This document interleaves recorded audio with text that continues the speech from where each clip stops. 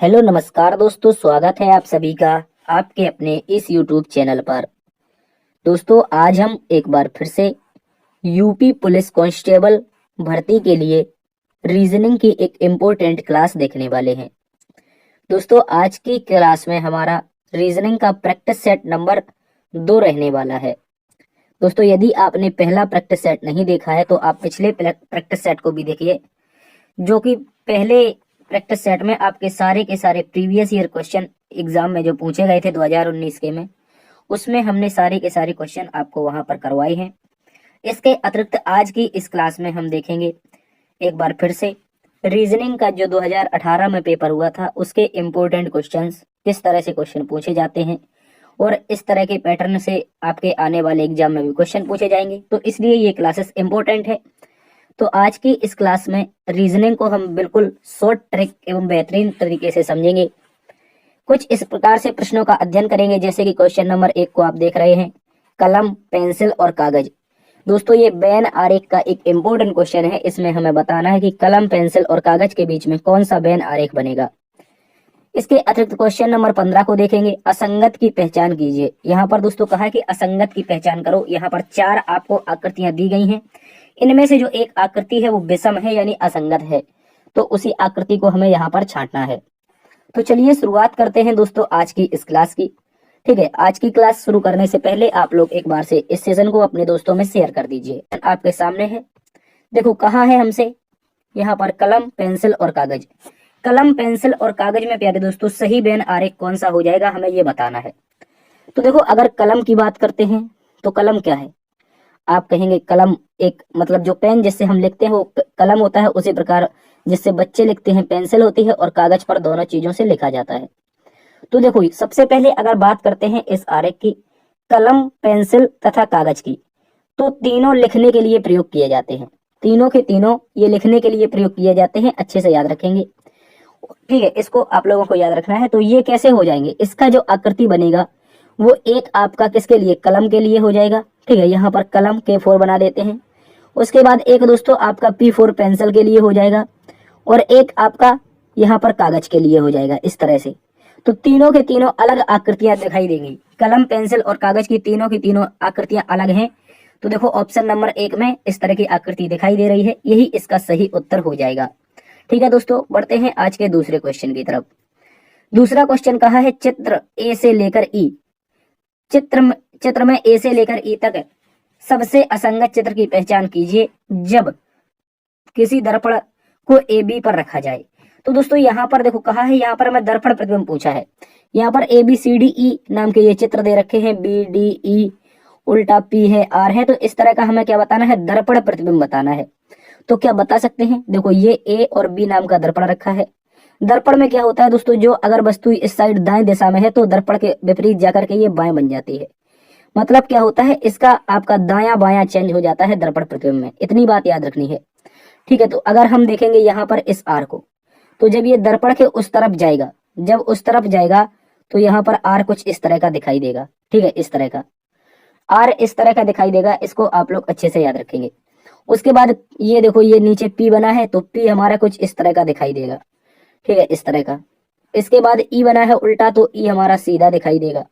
उसके बाद डी देखो, डी को क्या, डी कैसा बना है, डी भी उल्टा बना है, तो डी भी हमारा सीधा दिखाई देगा। बी भी उल्टा बना है तो बी भी सीधा दिखाई देगा। तो इस तरह का ये क्या बन जाएगा, इसका दर्पण प्रतिबिंब बन जाएगा। लेकिन कहा है चित्र ए से लेकर ई तक में सबसे असंगत चित्र की पहचान करिए। सबसे असंगत चित्र की पहचान करिए जो किसी दर्पण को ए बी पर रखा जाए, जब किसी दर्पण को ए बी पर रखा जाए। तो सबसे असंगत यहाँ पर क्या बन रहा है, आप बताइए इसमें सबसे असंगत क्या हो जाएगा, इसको आपको अच्छे से समझना है। देखो तो अगर हम इस प्रश्न की बात करते हैं, आपको गौर से समझना है। ये सारे के सारे जो लेटर हैं ये कैपिटल दे रखे हैं, जबकि यहाँ पर गौर से देखेंगे इधर दर्पण के साइड में ये बी स्मॉल दे रखा था। और दोस्तों इस स्मॉल बी को क्या करना है, यहाँ पर बनाएंगे तो ये डी बन जाएगा। ये जो बी है ये बदलेगा तो क्या बन जाएगा, इस दिशा में डी बन जाएगा। लेकिन ये तो आर ई डी और बी एज इट इज रहे, लेकिन बी ये जो था ये परिवर्तित होकर क्या बन गया, डी बन गया। तो असंगत तो यही हो गया। तो असंगत कौन सा नंबर है, देखो ये छोटा सा डी लिखा हुआ है, गौर से समझो। हम जहां पर आपको ग्रीन सर्कल से बना रहे हैं ये आपका डी नंबर। तो जो डी नंबर में है वो विकल्प नंबर डी में है। विकल्प नंबर डी में डी नंबर का जो चित्र है ये असंगत है, क्योंकि सारे के सारे कैपिटल थे और ये परिवर्तित होके सेम अक्षर बना रहे थे। लेकिन जब इस बी को हमने परिवर्तित किया तो इसने तर्पण के बाद क्या बना लिया, डी बना लिया, तो ये विषम हो जाएगा। बढ़ते हैं अगले क्वेश्चन की तरफ। अगला क्वेश्चन कहा है, दिए गए शब्द युग्म एक विशेष संबंध साझा करते हैं। तो कहा है व्यायाम का संबंध अगर तंदुरुस्ती से है तो विकल्पों में से दिए गए शब्द युग्म में से कौन इसी प्रकार संबंधित संबंध को साझा करता है। तो देखो व्यायाम से अगर तंदुरुस्ती आती है, गौर से समझो मैं क्या कह रहा हूं। यहाँ पर देखो ये आपका क्वेश्चन दिया गया है, इस तरह का संबंध बताना है। व्यायाम से क्या होता है, व्यायाम करने से प्यारे दोस्तों क्या होता है, तंदुरुस्ती आती है। उसी प्रकार बारिश करने से फसल आती है, ठीक है। अभ्यास करने से निपुणता आती है, धन से आनंद आता है, त्याग से सम्मान मिलता है। तो देखो यहाँ पर जो एग्जैक्टली उत्तर बनेगा ये आपको कंफ्यूज करने के लिए है, ये गलत है, ये भी गलत है और ये भी गलत है, ठीक है। जिस प्रकार व्यायाम करेंगे, फिजिकल एक्टिविटी करेंगे तो आपका शरीर तंदुरुस्त रहेगा, उसी प्रकार बार बार अगर आप रिवीजन करेंगे, बार बार अगर आप एक्सरसाइज करेंगे तो क्या होगा, आप निपुण हो जाएंगे किसी चीज में। जैसे आप यूपी पुलिस की तैयारी कर रहे हैं और आपका जो जीएस है या फिर रीजनिंग या हिंदी या मैथ, कोई आपका एक वीक सब्जेक्ट है, तो अगर आप उसमें बार बार अभ्यास करेंगे तो उसमें क्या हो जाएंगे, उस सब्जेक्ट में निपुण हो जाएंगे। तो इस प्रश्न का सही उत्तर ऑप्शन नंबर बी प्रश्न के अनुसार संबंध बनाता है। बढ़ते हैं अगले प्रश्न की तरफ। अगले प्रश्न में हमसे कहा है, निम्न में से कौन सा त्रिक 316 125 से अधिक साम्यता रखता है। तो दोस्तों यहाँ पर हमें समान संबंध बताना है। क्या बताना है प्यारे दोस्तों, समान संबंध बताना है। इसको आप लोग अच्छे से याद रखेंगे। तो देखो सबसे पहले लिखा क्या गया है, इसको हम अच्छे से लिख लेते हैं। यहाँ पर 3, 3 के बाद 16, 16 के बाद क्या हो जाएगा, 125 हो जाएगा। तो अगर आप इसको अच्छे से प्यारे दोस्तों देखेंगे, अगर आप इसको अच्छे से देखेंगे तो आप पाएंगे ये जो 3 है, इस 3 में अगर मैं 1 जोड़ दूं तो आप कहेंगे 4 और इसका कर देंगे स्क्वायर, और इसी 3 में अगर मैं 2 जोड़ दूं तो हो जाएगा 5, तो इसका कर देंगे क्यूब। गौर से समझना है, पहली संख्या में 1 जोड़ने पर इसकी अगली संख्या और 2 जोड़ने पर अगली संख्या। गौर से समझो, अगर पहली संख्या में 1 जोड़कर स्क्वायर कर दें तो 16 और उसी संख्या में 2 जोड़कर क्यूब कर दें तो 125। अब एज इट इज संबंध बताना है किसका हो जाएगा। देखो 2 में अगर 1 जोड़ेंगे तो 3 का यहाँ पर स्क्वायर होना चाहिए, देखो नहीं दे रखा है मतलब गलत है। 5 में क्या है दोस्तों, 5 में अगर 1 जोड़ेंगे तो 6 का स्क्वायर दे रखा है और 2 जोड़ेंगे तो 7 का क्यूब दे रखा है। तो मतलब जो ऑप्शन नंबर बी है ये हमारा सेम सिमिलरिटी के साथ सामने आ रहा है। ऑप्शन नंबर बी सही उत्तर हो जाएगा। कैसे हुआ है गौर से समझो। देखो यहाँ पर मैं करूं 5, संबंध किससे है, 36 से है, और किससे है, 343 से है, ठीक है। इस तरह से तो मैंने क्या कहा था, मैं पहली संख्या में अगर 1 जोड़ दूं तो यहाँ पर 6 हो जाएगा, स्क्वायर हो जाएगा, और अगर 2 जोड़ दूंगा और इसका क्यूब कर दूंगा तो अगली संख्या प्राप्त हो जाएगी, ठीक है। 5 में 2 जोड़ूंगा 7 का क्यूब है, उसी प्रकार 3 में 2 जोड़ा था, यहाँ पर +2 किया था और यहाँ पर +1 किया था, ठीक है। इसी तरह से यहाँ पर +1 करेंगे और यहाँ पर +2 करेंगे। तो एज इट इज सिमिलरिटी बन रही है ऑप्शन नंबर बी की। ऑप्शन नंबर बी सही उत्तर है। बढ़ते हैं अगले प्रश्न की तरफ। अगला प्रश्न एक और इम्पोर्टेंट क्वेश्चन है। इसमें कहा है, दिए गए 4 युग्मों में से कौन सा अलग युग्म है, पहचानिए। तो यहाँ पर आपको 4 युग्म दे रखे हैं प्यारे दोस्तों, 4 युग्म दे रखे हैं, इनमें से हमें अलग युग्म की पहचान करनी है। तो देखो यहाँ पर लिखा है, कंपनी कर्मचारी है, टीम खिलाड़ी है, वन वृक्ष है, समुद्र जहाज है। तो दोस्तों यहाँ पर अगर आप बात करते हैं, सबसे पहले मैं बात करता हूँ कंपनी की। तो कंपनी में क्या होता है, कंपनी को चलाने के लिए क्या होता है, आपका कर्मचारी होता है, ठीक है। कौन होता है, कंपनी में कार्य करने वाले कर्मचारी होते हैं, तो कंपनी का हिस्सा होते हैं कर्मचारी। उसी प्रकार जो टीम बनाई जाती है, कोई भी टीम हो आपकी, कोई क्रिकेट की, कोई फुटबॉल की या वॉलीबॉल की, तो जो टीम होती है उसमें क्या होते हैं प्यारे दोस्तों, उसमें खिलाड़ी होते हैं। क्या होते हैं, टीम में खिलाड़ी होते हैं। आगे देखेंगे आप लोग वन, जो वन होते हैं, हमारे बड़े बड़े जंगल होते हैं, जंगलों में क्या पाए जाते हैं, वृक्ष पाए जाते हैं। गौर से समझना है, जंगलों में वृक्ष पाए जाते हैं, टीम में खिलाड़ी पाए जाते हैं और कंपनी में कर्मचारी पाए जाते हैं। तो बताओ समुद्र में जहाज पाए जाते हैं, क्या समुद्र में जहाज पाए जाते हैं? आपका सही उत्तर कौन सा हो जाएगा, ठीक है। आप जल्दी से बताइए, आप जल्दी से बताइए, समुद्र में जहाज पाए जाते हैं क्या? आप कहेंगे बिल्कुल नहीं। समुद्र में अगर देखा जाए तो जहाज नहीं मिलेंगे, ठीक है, जहाज नहीं मिलेंगे। तो ये इसका विषम उत्तर हो जाएगा, इसको याद रखेंगे। देखो यदि अभी समझ में नहीं आया तो फिर से समझो। कंपनी में एक निश्चित मात्रा में कर्मचारी कार्य करते हैं, टीम में एक निश्चित मात्रा में खिलाड़ी होते हैं, और जो वन होते हैं, वनों में क्या होते हैं, कई सारे वृक्ष, एक समूह के रूप में पाए जाते हैं। ठीक है, टीम में समूह के रूप में खिलाड़ी, कंपनी में समूह के रूप में कर्मचारी, लेकिन समुद्र में समूह के रूप में जहाज नहीं होंगे। तो यही विषम उत्तर है, याद रखेंगे। बढ़ते हैं आज के अगले क्वेश्चन तो नहीं पढ़ा है, लेकिन अगला क्वेश्चन इंपॉर्टेंट क्वेश्चन है। कहा है दिए गए चित्र में प्रतिबिंब का उत्तर विकल्प चित्र में चयन कीजिए। तो दोस्तों बताना है यहाँ पर इसका जो दर्पण प्रतिबिंब बनेगा। कहा है दिए गए चित्र में प्रतिबिंब का उत्तर विकल्प चित्र में से चयन करिए। तो यहाँ पर हमें दर्पण प्रतिबिंब बताना है। पहले दोस्तों क्या बताना है? दर्पण प्रतिबिंब बताना है। अगर जब हमसे दर्पण प्रतिबिंब पूछे और हमें दर्पण प्रतिबिंब में ये ना बताया जाए कि दर्पण कहाँ पर रखा है, तो आपको एक बात याद रखनी है, आपको हमेशा दर्पण को दाईं ओर मान लेना है। कहाँ पर प्यारे दोस्तों? आप लोग दर्पण को हमेशा दाईं ओर मान लेंगे यदि दर्पण के रखने का स्थान ना बताया जाए। ठीक है, इस तरह से हमेशा इसको क्या मान लेंगे? दर्पण को दाईं ओर मान लेंगे। ठीक है, अब देखो दर्पण के जो नजदीक वस्तु होगी वो नजदीक रहेगी। ये एक कॉर्नर पर गौर से समझो, यहाँ पर एक कॉर्नर पर तीर आया है तो ये तीर आपका ऐसा रहेगा। ठीक है, उसके बाद एक कॉर्नर पर तीर यहाँ से आया है। ठीक है, इस तरह से, तो इस तरह का ये चित्र बनेगा। गौर से समझो प्यारे दोस्तों, इस तरह का चित्र बनेगा। तो देखो ये नीचे की ओर जा रहा है, ये वाला ऊपर की ओर जा रहा है। इसके जो चित्र हैं वो उल्टी दिशा में बन रहे हैं। देखो ये सीधी रेखा है हमारी, गौर से समझो। मैं अगर यहाँ पर ग्रीन कलर ले लूं तो देखो ये हमारी सीधी रेखा है, उसी प्रकार ये सीधी रेखा है, लेकिन इसकी रेखा नीचे की ओर जा रही है। तो ऑप्शन नंबर डी गलत है। ऑप्शन नंबर बी, ए और डी सभी के सभी गलत हो जाएंगे। ऑप्शन नंबर प्यारे दोस्तों सी इसका सही उत्तर है। ठीक है, याद रखेंगे। बढ़ते हैं आज के अगले क्वेश्चन की तरफ। अगला क्वेश्चन कहा है निम्न समूह में से सबसे अलग कौन सा है? बताइए जल्दी, इस समूह में से सबसे अलग कौन हो जाएगा ये बताना है। ठीक है, अगर हम बात कर लेते हैं इस समूह की अगर बात कर लेते हैं तो गौर से समझना है प्यारे दोस्तों। आपको एक बात गौर से समझनी है। लिखा है मीटर, मील, फरलांग, एकड़ और यार्ड। ठीक है, तो दोस्तों यहाँ पर अगर हम बात करेंगे मीटर के बारे में, मील के बारे में, फरलांग के बारे में और यहाँ पर यार्ड के बारे में, तो ये चारों के चारों जो ऑप्शन हैं, ये चारों के साथ चारों जो ऑप्शन हैं, गौर से समझो। मैं यहाँ पर सर्कल बना देता हूँ प्रत्येक में। ठीक है, ये जो चारों के चारों ऑप्शन यहाँ पर नंबर दे रखे हैं, ये सभी के सभी दोस्तों किसके मात्रक हैं? लंबाई के मात्रक हैं। गौर से समझना है। मीटर, मील, फरलांग और यार्ड ये लंबाई के क्या है प्यारे दोस्तों? मात्रक हैं। ठीक है, मात्रक हैं। अगर हम बात करते हैं यहाँ पर किसके बारे में? अगर हम बात करते हैं यहाँ पर एकड़ के बारे में, किसके बारे में? अगर बात करें एकड़ के बारे में तो एकड़ होता है प्यारे दोस्तों क्षेत्रफल का मात्रक। किसका होता है? क्षेत्रफल का मात्रक होता है। इसको आप लोग अच्छे से याद रखेंगे। तो ये इसका विषम उत्तर जो बनेगा वो एकड़ बन जाएगा। ऑप्शन नंबर डी में दिया गया है। बढ़ते हैं अगले क्वेश्चन की तरफ। अगला क्वेश्चन दोस्तों हमसे कहा है कि दोस्तों दिए गए 4 युग्मों में से सबसे अलग युग्म की पहचान कीजिए। यहाँ पर आपको 4 युग्म दे रखे हैं, इनमें से सबसे अलग युग्म बताना है कौन सा हो जाएगा। देखो लिखा है कि सामाजिक विज्ञान भौतिकी से संबंधित है, गणित बीजगणित से संबंधित है, विश्वविद्यालय हार्वर्ड से संबंधित है, फल केला से संबंधित है।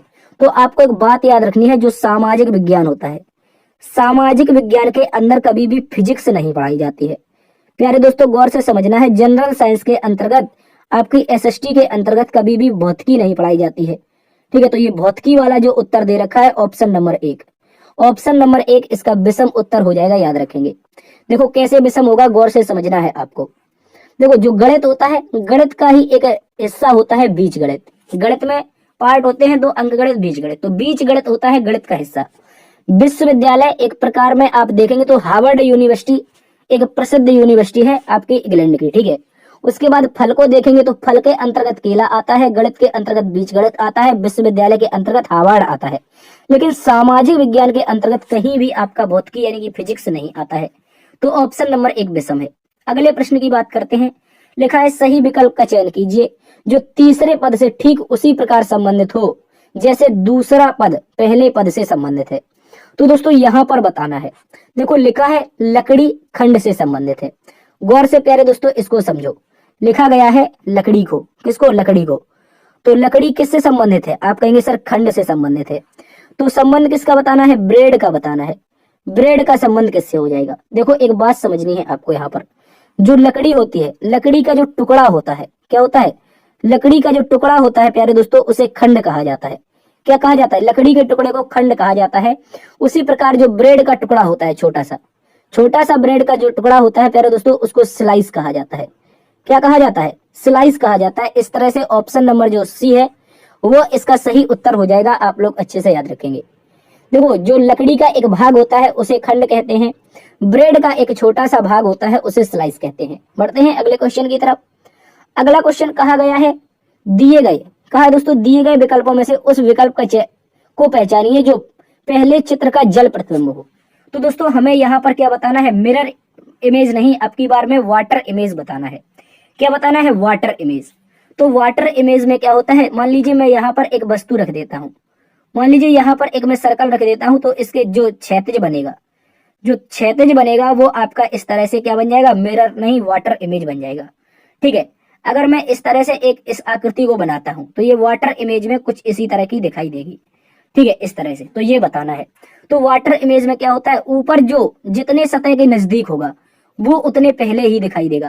देखो आपने देखा होगा, आप जब आपने घर जाते हैं तो वहां पर आपके घर में एक टब होगा, पानी का टब होगा, तो आपने देखा होगा उसमें जब कभी कभी लोग क्या करते हैं, उसमें पानी में देखने लगते हैं अपने आप को। तो देखो जितने आप पानी के नजदीक जाओगे उतने ही अच्छे दिखाई दोगे। ठीक है, कहने का मतलब है अगर मैं यहाँ पर इसको रखता हूँ किसी वस्तु को, तो यहाँ पर अगर जल भरा हुआ है तो वो इतनी दूर पर सेम बराबर दिखाई देगी, अच्छी दिखाई देगी। तो देखो कहने का मतलब इतना सा है, जो ये सर्कल है, ये जो आपका स्क्वायर एक दे रखा है प्यारे दोस्तों, ये जो स्क्वायर दे रखा है, यहाँ पर जब मिरर इमेज बनेगा तो वो यहाँ पर आ जाएगा। ठीक है, कहाँ पर आएगा, यहाँ पर आएगा। तो देखो ऑप्शन नंबर 1 में ही ऐसा जो स्क्वायर है कट, वो हमें दे रखा है। इसके अलावा किसी भी ऑप्शन में देखो स्क्वायर नहीं है, यहाँ पर है लेकिन ये डार्क ज्यादा है, यहाँ पर डबल स्क्वायर है, तो ये गलत हो गया। ऑप्शन नंबर 1 प्यारे दोस्तों इस प्रश्न का सही उत्तर है, याद रखेंगे। बढ़ते हैं अगले प्रश्न की तरफ। अगले प्रश्न में कहा है, दिए गए 4 चित्रों में से सबसे अलग चित्र की पहचान कीजिए। यहाँ पर आपको प्यारे दोस्तों 4 आपके फिगर दे रखे हैं, इनमें से जो विषम होगा उसकी पहचान करना है। कौन सा विषम है, तो दोस्तों गौर से समझो। यहाँ पर क्या है, आप कहेंगे यहाँ पर एक आकृति है और वो आकृति हमें प्यारे दोस्तों षटभुज जैसी दिखाई दे रही है। देखो मैंने डॉट बना दिए हैं, आप इन डॉट की जब संख्या काउंट करेंगे तो ये 6 आएगी। उसके बाद यहाँ पर प्यारे दोस्तों ट्राइंगल है। ठीक है, यहाँ पर ट्राइंगल है और अगले C नंबर वाले में क्या है, आपका पंचभुज है। उसके बाद यहाँ पर देखेंगे ऑप्शन नंबर डी में, तो यहाँ पर चतुर्भुज है। तो अब मेरी एक बात समझना है आपको, जो इसका विषम उत्तर है। देखो यहाँ पर क्या है, ट्राइंगल में 3 कॉर्नर होते हैं, तो देखो 3 ये क्या दे रखी है, आपकी आकृतियां दे रखी हैं अंदर। उसी प्रकार पंचभुज में 5 कॉर्नर होते हैं, तो देखो ये 5 आपकी आकृतियां दे रखी हैं यहाँ पर। ठीक है, उसके बाद आप देखेंगे ऑप्शन नंबर डी को, तो देखो ये चतुर्भुज है, मतलब 4 कॉर्नर है, तो 4 लाइनें दे रखी हैं। कहने का मतलब है जितने कॉर्नर उतनी लाइनें होनी चाहिए। लेकिन जब ऑप्शन नंबर 1 को आप देखते हैं, यहाँ पर षटभुज तो है लेकिन जो लाइनों की संख्या है, यहाँ पर जो तीलियों की संख्या है वो केवल और केवल 4 आ रही है, तो ये इसका असंगत उत्तर हो जाएगा। वही तो पूछा है, असंगत हो जाएगा ऑप्शन नंबर 1। पढ़ते हैं अगले प्रश्न की तरफ। अगले प्रश्न में कहा है, निम्नलिखित में से कौन सा घन बनाया जा सकता है। निम्नलिखित में से कौन सा घन बनाया जा सकता है, ये बताना है। तो दोस्तों अगर इस प्रश्न की हम बात करेंगे, इस प्रश्न की, तो दोस्तों सबसे पहले कहा है, इस तरह का जब भी आपको ओपन डाइस मिले, ओपन घन मिले, तो एक बात याद रखनी है, प्रत्येक तीसरी सतह इसकी क्या होती है, अपोजिट होती है। क्या होती है प्यारे दोस्तों, इसकी प्रत्येक तीसरी सतह अपोजिट होती है। एक बात अगर याद रखेंगे तो आपका प्रश्न अच्छे से सॉल्व हो जाएगा। तो देखो मैं कहना क्या चाहता हूं, यहाँ पर देखेंगे आप लोग, ये एक क्रॉस दे रखा है, इसकी तीसरी सतह कौन है, ये डार्क सर्कल। ठीक है, इसके अपोजिट हो जाएगा आपका डार्क सर्कल। ठीक है, क्या हो जाएगा, यहाँ पर जो हमारा डार्क सर्कल होगा वो हमारा अपोजिट हो जाएगा। ठीक है, इसको आप लोग अच्छे से याद रखेंगे, मैं यहाँ पर डार्क सर्कल को अच्छे से बना दूंगा। उसके बाद देखो यहाँ पर ये तो अपोजिट हो गए। अब देखो ये प्लस दे रखा है, ये जो प्लस दे रखा है इसके अपोजिट में क्या होगा, इसके अपोजिट में एक स्क्वायर हो जाएगा, याद रखेंगे, क्योंकि तीसरी सतह यही तो आ रही है। उसके बाद यहाँ पर हमने स्क्वायर बना दिया। ठीक है, ये स्क्वायर बना दिया।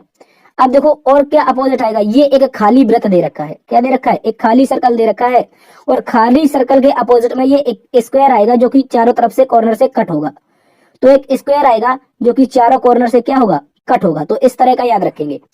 तो अब देखो इस प्रश्न में आपको क्या करना है, इस प्रश्न में प्यारे दोस्तों एक बात याद रखनी है, जब भी आपको घन बनाने को बोले तो एक बात याद रखना है, ना तो कभी भी 2 सतह एक साथ छिप सकती हैं, मतलब ये दोनों एक साथ नहीं छिपनी चाहिए, और ना ही 2 सतह एक साथ कभी दिख सकती हैं। एक बात याद रखेंगे तो आपका सही उत्तर आ जाएगा। देखो इसमें कहा है कि ना तो एक साथ दो सतह छिपनी चाहिए और ना ही एक साथ दिखनी चाहिए। तो अगर ऑप्शन नंबर 1 को देखेंगे, यहाँ पर प्लस है, देखो ये प्लस दे रखा है, उसके बाद यहाँ पर सर्कल है, ये सर्कल दे रखा है, यहाँ पर क्रॉस है तो ये क्रॉस दे रखा है, मतलब तीनों का एक एक पॉइंट उठाकर लिया है, तो ये वाला घन जो है वो हमारा बनाया जा सकता है। ठीक है, ये वाला घन बनाया जा सकता है, यही तो पूछा है हमसे। इसके बाद आगे चेक करेंगे, आगे भी चेक कर लेते हैं। ठीक है, आगे चेक करेंगे तो देखो ये आपका क्रॉस और ये डॉट मतलब ब्लैक डार्क सर्कल अपोजिट आ गए, गलत हो गया। उसके बाद देखो यहाँ पर प्लस है, गौर से समझो, ऑप्शन नंबर सी में ऊपर प्लस है तो प्लस है। उसके बाद यहाँ पर देखो ये डॉट दे रखा है, ये डार्क सर्कल यहाँ पर आ गया, और यहाँ पर नीचे क्या आ गया, आप कहेंगे सर नीचे हमारा क्रॉस वाला जो स्क्वायर था क्रॉस कट में आपका आ गया, मतलब तीनों से एक एक आ रहे हैं, तीनों से प्यारे दोस्तों एक एक आ रहे हैं, तो ये वाला भी स्क्वायर बनाया जा सकता है। ठीक है, ये भी घन बनाया जा सकता है, तो ये भी इसका सही उत्तर हो सकता है। ठीक है, इसके बाद आगे चेक करेंगे, आगे चेक करेंगे तो देखो ये सर्कल है और ये आपकी स्क्वायर आपका कटा हुआ दे रखा है, तो ये दोनों तो यहाँ पर अपोजिट है, तो ये एक साथ कैसे दिख सकते हैं, ये दिख गए तो मतलब ये गलत हो गया। अब देखो ऑप्शन नंबर ए और ऑप्शन नंबर सी दोनों के दोनों विकल्प बनाए जा सकते हैं, इसको आप लोग अच्छे से याद रखेंगे। बढ़ते हैं अगले प्रश्न की तरफ। अगले प्रश्न में प्यारे दोस्तों कहा है निम्नलिखित विकल्पों में से सबसे अलग विकल्प यानी चित्र को पहचानिए। तो यहाँ पर हमें असंगत की पहचान करनी है, एक बार फिर से विषम उत्तर की पहचान करनी है, अच्छे से याद रखेंगे। देखो इसमें पहचान कैसे करेंगे, आप लोग एक बात समझना है। आप लोग इस सर्कल को पकड़ेंगे, ये जो सर्कल दे रखा है यहाँ पर गौर से समझो, कहाँ पर ये जो सर्कल दे रखा है इससे आप लोग क्लॉकवाइज घुमाएंगे। ठीक है, क्लॉकवाइज घुमाएंगे तो ये देखो एक अच्छा सा एरो आएगा आपका, क्लॉकवाइज घुमाएंगे प्यारे दोस्तों यहाँ से, तो ये एक एरो आएगा। ठीक है, उसके बाद यहाँ से क्लॉकवाइज घुमाएंगे तो ये एक हल्का एरो, मतलब ये एरो एक जैसे दिख रहे हैं। उसके बाद फिर इस सर्कल से क्लॉकवाइज घुमाएंगे तो क्लॉकवाइज कहाँ पर जाएगा, आप कहेंगे सर एक मिनट, यहाँ पर अगर हम इस सर्कल से फिर से क्लॉकवाइज घुमाएंगे तो देखो ये क्लॉकवाइज आ रहा है। अब इस सर्कल से ऑप्शन नंबर डी के सर्कल से जब क्लॉकवाइज घुमाएंगे तो देखो ये आपके बड़े वाले एरो की तरफ ले जा रहा है, यहाँ से क्लॉकवाइज बड़े वाले एरो की तरफ ले जा रहा है, जबकि अन्य जो विकल्प थे उनमें छोटे वाले, ये सर्कल आपका छोटे एरो की तरफ गया था, ये फिर से सर्कल छोटे एरो की तरफ गया था, यहाँ से सर्कल फिर से छोटे एरो की तरफ गया था, लेकिन जब इस सर्कल को देखेंगे तो क्लॉकवाइज जाने पर बड़ा एरो आ रहा है। तो दोस्तों इस तरह से जो विषम उत्तर बनेगा वो हमारा ऑप्शन नंबर डी बनेगा। तो मैं उम्मीद करता हूं अब आप इस प्रश्न को अच्छे से समझ गए होंगे। बढ़ते हैं अगले प्रश्न की तरफ। अगले प्रश्न में कहा है निम्नलिखित प्रश्न में क्वेश्चन मार्क के स्थान पर क्या आएगा। यहाँ पर बताइए दोस्तों, क्वेश्चन मार्क जो दे रखा है इसके स्थान पर क्या आ जाएगा, हमें ये बताना है। देखो अगर इस प्रश्न की बात करें तो यहाँ पर आपको एक अनुपात के रूप में क्वेश्चन को सॉल्व करना है, रेशियो मेथड से इसको सॉल्व करेंगे। तो देखो ये एक क्या है, आप कहेंगे सर यहाँ पर एक हमें वृत्त दिखाई दे रहा है जो कि 4 बराबर भागों में बटा हुआ है, 4 बराबर भागों में बटा हुआ है, उसका एक भाग जो है वो डार्क है और 3 भाग खुले हुए हैं, मतलब 4 भागों में से एक भाग क्या है, डार्क है। ठीक है, अच्छे से समझना है, मैं यहाँ पर लिख देता हूं, जो 4 भाग हैं उनमें से एक भाग क्या है आपका डार्क है। उसी प्रकार ये देखो ये आपका एक स्क्वायर है लेकिन अंदर से 8 कट लगे हुए हैं, इसमें कितने कट हैं, आप कहेंगे सर 8 कट लगे हुए बराबर बराबर, और 8 कटों में जब आप गौर से देखेंगे प्यारे दोस्तों तो इसके 2 सर्कल डार्क हैं, तो 2 डार्क हैं कितने में से, 8 में से। ठीक है, इसको काट लेंगे, छोटा बना लेंगे 1/4, कहने का मतलब है 1/4 का संबंध किससे है, 1/4 से है। तो ऐसा ही कोई संबंध मिल जाए, देखो ऐसा ही एज इट इज समांतर संबंध मिल जाए। तो देखो यहाँ पर क्या है, 3 भागों में से एक भाग नहीं, 2 भाग यहाँ पर डार्क हैं, ये जो 3 भाग दे रखे हैं इस सर्कल के, इसके 2 भाग डार्क हैं, तो आप इसको यहाँ पर लिखेंगे, यहाँ पर 2 भाग डार्क हैं कितने में से, 3 में से। उसके बाद आपको क्या करना है, उसके बाद आपको करना है यहाँ पर ऑप्शन नंबर 1 को देखेंगे तो देखो यहाँ पर 3 जो 6 आपके टोटल कट है, यहाँ पर षटभुज बना हुआ है, उसके 3 भाग डार्क हैं कितने में से, 6 में से। तो ये क्या बन रहा है, ये आप काटेंगे इसको, 3 एकम 3, 3 दूनी 6, मतलब 1/2 आ रहा है, लेकिन यहाँ पर 2/3 आना चाहिए, समान संबंध आना चाहिए। तो हमारा ऑप्शन नंबर ये वाला गलत हो गया, ऑप्शन नंबर 1 गलत हो गया। उसके बाद यहाँ पर देखो, यहाँ पर आप देखेंगे तो दोस्तों यहाँ पर क्या है, आपके 4 भाग डार्क हैं, 4 भाग डार्क हैं कितने में से, 6 में से। तो काट दीजिए, 2 दूनी के 4, 2 तिया का 6, मतलब 2/3। देखो एज इट इज संबंध आ गया, एज इट इज संबंध प्यारे दोस्तों आ गया। आप अच्छे से अगर देखेंगे तो ऑप्शन नंबर बी इसका सही उत्तर हो जाएगा। ठीक है, ऑप्शन नंबर बी सही उत्तर हो जाएगा। कैसे, पहले 2 का जो संबंध बन रहा था वो 1/4 का बन रहा था, और इन 2 का जो संबंध बनाएंगे, इन 2 का संबंध देखो 2 डार्क थे कितने में से, 3 में से, तो 2 डार्क थे 3 में से। उसी प्रकार यहाँ पर 6 आकृतियां, मतलब षटभुज था, षटभुज में से 4 डार्क थे, कितने? 4, 4 डार्क थे 6 में से, तो काट दिया 2/3। देखो 2/3 ये भी आ गया, मतलब एज इट इज दोनों के दोनों संबंध कैसे बन गए? समान बन गए। तो ऑप्शन नंबर बी इसका सही उत्तर है, याद रखेंगे। बढ़ते हैं अगले प्रश्न की तरफ। अगला प्रश्न इंपॉर्टेंट क्वेश्चन है, इसको भी आप लोग अच्छे से याद रखेंगे। कथन निष्कर्ष से संबंधित अच्छे क्वेश्चन दे रखे हैं। देखो दोस्तों, कथन निष्कर्ष में हमें क्वेश्चन दे रखा है। कथन में कहा है कोई भी खिड़की मछली नहीं है। कोई भी खिड़की, यहाँ पर जो हम खिड़की बनाएंगे, यहाँ पर बना देंगे इस तरह से, एक खिड़की के लिए डिनोट करेंगे K4 खिड़की। ठीक है दोस्तों, क्या बनाएंगे? यहाँ पर K4 खिड़की बनाएंगे, और कोई भी खिड़की हमारी क्या नहीं है? मछली नहीं है। तो यहाँ पर क्या बना देंगे? मछली बना देंगे M4। यहाँ पर M4 मछली बना देंगे, और इन दोनों की क्या करवा देंगे? लड़ाई करवा देंगे। ठीक है, इस तरह से। उसके बाद कहा है सभी मछली इंसान है। तो दोस्तों, जितना भी मछली का एरिया आ रहा है, जितना भी मछली का एरिया है, वो सारा का सारा क्या है? आप कहेंगे सर इंसान है। ठीक है, सभी मछली क्या है प्यारे दोस्तों? सभी मछली हमारी क्या हो जाएंगी? इंसान हो जाएंगी। मतलब यहाँ पर हम लिख देंगे इंसान। ठीक है, इस तरह से हिंदी में इंसान लिख देंगे। तो अब निष्कर्ष पढ़िए, आप लोग निष्कर्ष पढ़ेंगे। कहा है कोई भी खिड़की इंसान नहीं है। कोई भी खिड़की, देखो हमें खिड़की की लड़ाई करवाई थी इससे, मछली से, लेकिन ऐसा तो कहीं कथन में कहा नहीं है कि कोई भी इंसान खिड़की नहीं है।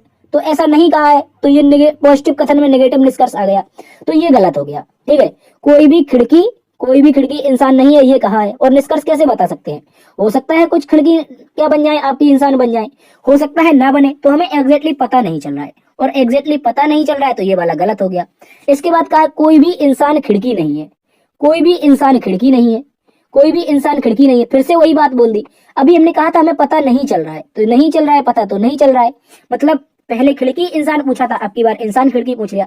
दोनों स्थिति में हमें एग्जैक्टली पता नहीं चला है। उसके बाद देखो कहा है कुछ इंसान मछली है। कुछ इंसान, तो इंसान का बड़ा वाला पार्ट, उसके अंदर कौन आ रहा है? मछली आ रहा है। तो आप कहेंगे इंसान के अंदर इतना इतना सा पार्ट क्या हो जाएगा? मछली हो जाएगा। मतलब पूरे इंसान में से कुछ इंसान, इतने इतने से जो कुछ इंसान हैं, ये क्या बन जाएंगे? मछली बन जाएंगे। तो ये वाला हमारा क्या हो जाएगा? निष्कर्ष सत्य हो जाएगा। अब दोस्तों कहा है सभी इंसान मछली हैं।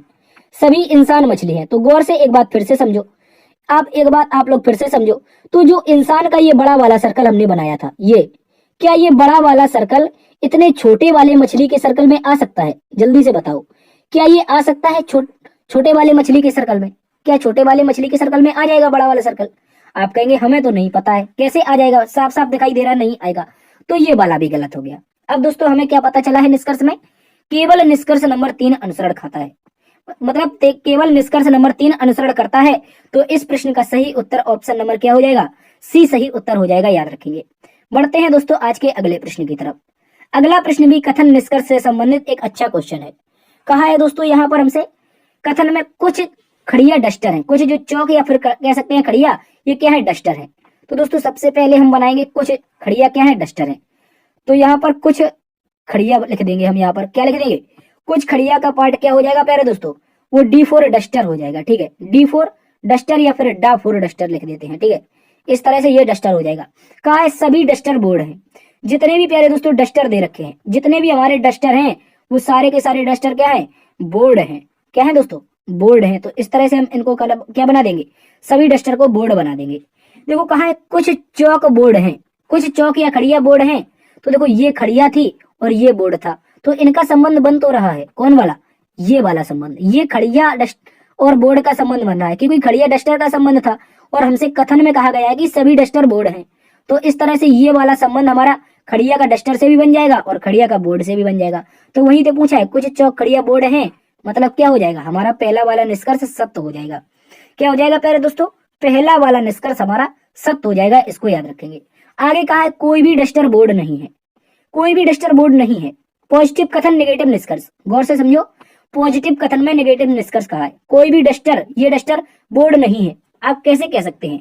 देखो बोर्ड के अंतर्गत ही तो सारे के सारे डस्टर आ रहे हैं, तो आप ये कैसे कहेंगे कि कोई भी डस्टर बोर्ड नहीं है? तो देखो पॉजिटिव कथन में नेगेटिव निष्कर्ष आया है, तो ये गलत हो गया। मतलब निष्कर्ष नंबर 2 गलत है। आप कहेंगे केवल एक मेल खाता है। सिर्फ निष्कर्ष एक मेल खाता है। एक बार फिर से इस प्रश्न का सही उत्तर ऑप्शन नंबर ए हो जाएगा।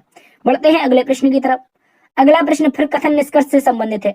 दोस्तों ऐसे प्रश्न आपसे बहुत ज्यादा यूपी पुलिस में पूछे जाते हैं, इसलिए हम आपको 3 से 4 क्वेश्चन लेकर के आए हैं। दोस्तों कहा है कुछ डेस्क टोपियां हैं। क्या कहा है? कुछ डेस्क टोपियां हैं। तो कुछ डेस्क, यहाँ पर इधर से लिखेंगे हम D4 डेक्स, और कुछ डेक्स क्या बना देंगे, T4 टोपियां बना देंगे। तो इतना इतना सा जो पार्ट होगा डेक्स का वो T4 टोपियां बन जाएगा, ये वाला, ठीक है। ये वाला डेक्स और टोपियां आपस में कुछ पार्ट संबंध बना लेंगी। आगे कहा है कोई भी टोपी काली नहीं है। कोई भी टोपी क्या नहीं है, आप कहेंगे सर काली नहीं है। देखो यहाँ पर समझो एक बार फिर से, जो कोई भी टोपी है वो काली नहीं है, तो यहाँ पर हम लिख देंगे K4 काली, और इसकी आपस में क्या करवा देंगे, लड़ाई करवा देंगे। वही तो करना है हमें, इसकी हम आपस में लड़ाई करवा देंगे। तो कोई भी आपकी काली टोपी नहीं होगी, या फिर कोई भी टोपी काली नहीं होगी, ठीक है। अब दोस्तों हमसे कहा है, अब यहाँ पर हमसे कहा गया है प्यारे दोस्तों कि कुछ टोपियां डेक्स हैं। क्या कुछ टोपियां प्यारे दोस्तों डेक्स दिखाई दे रही हैं? आप कहेंगे देखो ये टोपियां और ये डेक्स आपस में संबंध बना तो रही हैं, ये इतना इतना सा, तो कुछ टोपियां क्या हो जाएंगी, डेक्स हो जाएंगी। मतलब निष्कर्ष नंबर 1 जो होगा वो हमारा प्यारे दोस्तों सही उत्तर हो जाएगा। आगे कहा है कोई भी डेक्स काली नहीं है। कोई भी डेक्स, देखो डेक्स यहाँ पर है प्यारे दोस्तों, काली यहाँ पर है, तो क्या आपको ऐसा संबंध पता चल रहा है? हो सकता है काली उठ के इस साइड आ जाए, तब भी तो कोई भी टोपी आपकी काली नहीं बन पाएगी। तो आप कहेंगे देखो पहले कहा है कोई भी डेक्स काली नहीं है, तो कोई भी डेक्स काली हमें पता नहीं चल रहा है एग्जैक्टली। हो सकता है काली हो सकता है काली ना हो। तो इस तरह से ये हमारा गलत हो जाएगा। क्या हो जाएगा, यहाँ पर ये वाला गलत हो जाएगा। तो फिर से इस प्रश्न का सही उत्तर ऑप्शन नंबर 1 आएगा, केवल निष्कर्ष एक मेल खाता है। केवल निष्कर्ष एक मेल खाता है, इसका सही उत्तर है, याद रखेंगे। बढ़ते हैं अगले प्रश्न की तरफ। अगले प्रश्न में कहा है दोस्तों अनुपस्थित संख्या ज्ञात करो। यहाँ पर हमें मिसिंग नंबर ज्ञात करना है। जल्दी से बताइए इस सीरीज का प्यारे दोस्तों मिसिंग नंबर क्या होगा। इंपॉर्टेंट क्वेश्चन है, अच्छे से याद रखेंगे, मिसिंग नंबर का पूछा गया है। तो इसमें क्या करेंगे हम प्यारे दोस्तों, अंतर देख लेंगे। क्या कर लेंगे, इसमें हम प्यारे दोस्तों डिफरेंस देख लेंगे। 2 और 10 के बीच में देखेंगे तो कितने का डिफरेंस दोस्तों, 10 का। आगे देखेंगे तो कितने का, माफी चाहेंगे, 2 और 10 के बीच में कितने का डिफरेंस आया था सर, 8 का डिफरेंस है। कितने का, 8 का। और 10 और 30 के बीच में कितने का है सर, 20 का है। आगे देखेंगे तो कितने का है, आप कहेंगे सर 38 का है, ठीक है 38 का है। और अब अगर आगे डिफरेंस देखने जाएंगे, आगे डिफरेंस देखने जाएंगे, क्या बता सकते हैं आप? देखो यहाँ पर देखेंगे तो पहले 12 का अंतर है। आगे देखेंगे प्यारे दोस्तों कितने का है, 18 का अंतर है, ठीक है। इसके बाद अब क्या करें, अब क्या करें, तो गौर से समझना है आपको। अब हमें गौर से फिर से समझना है। 12 में +6 कर देंगे 18 हो जाएगा। 18 में यहाँ पर +6 कर देंगे तो क्या आ जाएगा सर, यहाँ पर 24 आ जाएगा, ठीक है। 1 मिनट, यहाँ पर जो अंतर आएगा अगला 24 का आएगा, ठीक है। जब 24 का अंतर आ जाएगा तो इस 38 में प्यारे दोस्तों क्या जुड़ जाएगा, ये 24 जुड़ जाएगा। तो यहाँ पर जल्दी से कर लेते हैं 38 और 24, क्या कर लेते हैं, 38 और 24 कर लेते हैं तो कितना हो जाएगा, आप कहेंगे 8 4 12, 3 2 5 1 6, मतलब 62। तो अगला यहाँ पर डिफरेंस क्या बनेगा आपका, यहाँ पर प्यारे दोस्तों 62 का बन जाएगा। और 68 में अगर हम 62 जोड़ देंगे, 68 में 62 जोड़ देंगे तो 6 दूनी 12 1 13, मतलब 130। क्वेश्चन मार्क के स्थान पर जो नंबर आएगा वो आपका 130 आएगा प्यारे दोस्तों, 130 आएगा। आप लोग अच्छे से याद रखेंगे। तो देखो फिर से समझो, यहाँ पर पहले 8 का अंतर, 20 का, 38 का, फिर 62 का। नीचे देखेंगे तो 12 का, 12 6 18, 18 6 24, तो 6 और 6। इस तरह से हमारा लॉजिक चल रहा है। क्वेश्चन मार्क के स्थान पर 130 ऑप्शन नंबर सी में दिया गया है। ऑप्शन नंबर सी जो आपका सी होगा प्यारे दोस्तों 130 सही उत्तर हो जाएगा, याद रखेंगे। अगले प्रश्न की ओर चलते हैं। कहा है निम्नलिखित संख्या श्रृंखला में अनुपस्थित संख्या ज्ञात करें। एक बार फिर से मिसिंग नंबर का क्वेश्चन है। इसमें दोस्तों हमें बताना है कि सही उत्तर क्या होगा। देखो दोस्तों अगर इस प्रश्न की बात करें तो इसमें एक बार फिर से अंतर देख लेते हैं। सबसे पहले इसको अलग से लिख लेते हैं। 4 के बाद 17, 17 के बाद 34, 34 के बाद 53, 53 के बाद 76, 76 के बाद क्वेश्चन मार्क। इस तरह से बताना है। चलिए जल्दी जल्दी इसका अंतर देखते हैं। तो अंतर आप देखेंगे कितने का है सर, +13 का हुआ है। आगे देखेंगे सर कितने का है, आप कहेंगे सर +17 का हुआ है। आगे देखेंगे कितने का है सर, +19 का हुआ है, ठीक है। आगे देखेंगे कितने का है तो आप कहेंगे सर प्लस कितने का हुआ है, कितने का हुआ है, 53 20, 53 20 73, 73 3 76, मतलब 23 का अंतर हुआ है, ठीक है। इस तरह से तो इस तरह का लॉजिक चल रहा है प्यारे दोस्तों, इस तरह का लॉजिक चल रहा है। तो अगला अंतर क्या होना चाहिए। तो दोस्तों अगर आप इसको गौर से समझेंगे इन सभी संख्याओं के बारे में, तो ये क्या है, ये आपकी अभाज्य संख्या है। हर एक अगले नंबर को प्राप्त करने के लिए नीचे एक अभाज्य संख्या क्रम के रूप में जुड़ रही है। देखो 13 अभाज्य, 17 अभाज्य, 19 अभाज्य, 23 अभाज्य। तो अगली अभाज्य क्या होगी 23 के बाद, आप कहेंगे सर 29 होगी, क्योंकि 25 अभाज्य नहीं होती है, 27 अभाज्य नहीं होती है, तो ये दोनों तो आएंगे ही नहीं। तो क्या आएगी अगली अभाज्य, 29 आएगी। तो इस प्रकार अब हम क्या करेंगे, 76 में हम जोड़ देंगे 29 को। 76 में 29 को जोड़ेंगे तो 9 6 15, 7 2 9 1 10 मतलब 105। प्यारे दोस्तों 105 आना चाहिए। देखो ऑप्शन नंबर 1 में 105 दे रखा है। ऑप्शन नंबर 1 इसका सही उत्तर हो जाएगा, आप लोग अच्छे से याद रखेंगे। ठीक है, बढ़ते हैं अगले प्रश्न की तरफ। अब खत्म हो चुके हैं प्रश्न दोस्तों। ठीक है, मैं उम्मीद करता हूं आज की क्लास आप अच्छे से समझ गए होंगे। यदि आज की क्लास आपको पसंद आई है, अगर पसंद आई है क्लास, तो एक बार से सेशन को लाइक कर दीजिए, अपने सेशन को एक बार दोस्तों में शेयर कर दीजिए। ठीक है, अगर अभी तक अपने चैनल को सब्सक्राइब नहीं किया है तो आप इसको सब्सक्राइब भी कर लीजिए। ठीक है, मिलते हैं आप एक नई क्लास में, तब तक के लिए अपना ख्याल रखना। जय हिंद, जय भारत।